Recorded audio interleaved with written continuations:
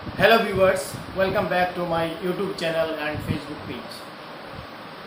যারা আমাকে ফেসবুক পেজে দেখছেন আমি বলবো আপনারা আমার পেজটাকে অবশ্যই ফলো করবেন নেক্সট আপডেট পাওয়ার জন্য, এবং যারা আমাকে ইউটিউবে দেখছেন সাবস্ক্রাইব করার জন্য এবং একটি লাইক দেওয়ার জন্য অবশ্যই আমি আপনাদেরকে অনুরোধ করব।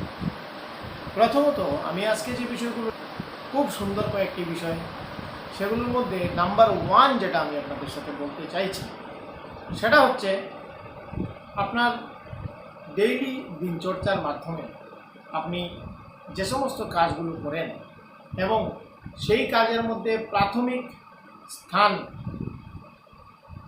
স্থান যে কাজকে দেবেন, দ্বিতীয় স্থান কোন কাজকে দেবেন, চতুর্থ স্থান কোন কাজকে দেবেন, আপনার ডেইলি একটা রুটিন থাকলে খুব ভালো।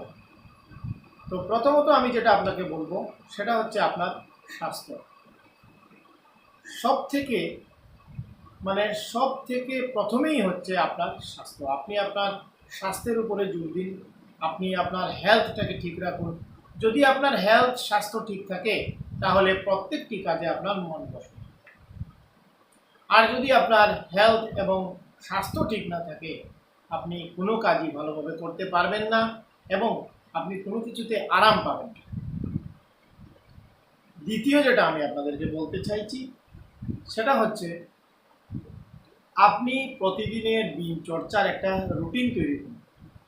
রুটিন মাফিক এবং একটা সিস্টেমেটিক ওয়েতে আপনি কাজ করুন, দেখবেন প্রতিটি কাজে আপনার সফলতা আসবে।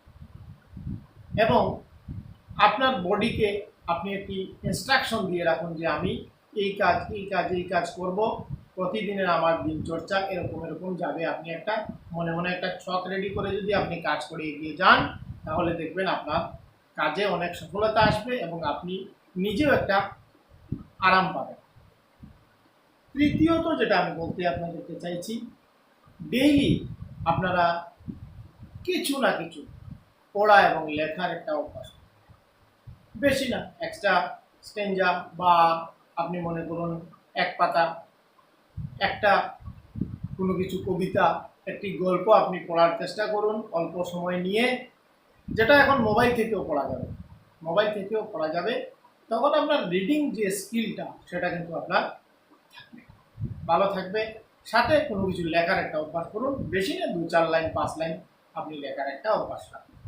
তাতে আপনার রাইটিং স্কিলটাও কিছুটা হলেও উন্নত থাকবে এবং ভালো। তারপরে নেক্সট আমি যেটা আপনাদেরকে বলার চেষ্টা করছি চতুর্থত, সেটা হচ্ছে আপনি আপনার টাকা, আপনার সম্পদ সেগুলোকে আপনি বাঁচানোর চেষ্টা করুন। মানে যেটাকে বলে আমরা বাচাত করি, আপনি বাঁচান।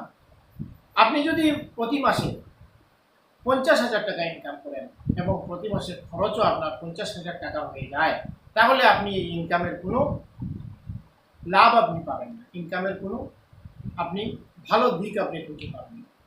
আমি আপনাকে বলতে চাইছি আপনি প্রতি মাসে যে টাকাটা আয় করবেন সেখান থেকে আপনি 30% টাকা প্রতি মাসে বাঁচিয়ে যান। প্রথমে বাচত খাতা, প্রথমে আপনি যে একটা টাকা বাঁচানোর যে একটা আলাদা অ্যাকাউন্ট করে রাখবেন, সেখানে আপনি প্রতি মাসে 30% টাকা রেখে দেবেন আপনার ভবিষ্যৎ। যদি আপনার কাছে টাকা থাকে তাহলে আপনি সব কিছুতে আনন্দ পাবেন, সব কিছু কাজ করতে আপনার ভালো লাগবে। এবং যদি আপনার কাছে টাকা থাকে তাহলে আপনি নতুন কোনো বিজনেস ক্রিয়েট করতে পারবেন, নতুন কোনো ব্যবসা স্টার্ট করতে পারবেন, এতে আপনার অনেক ভালো হবে।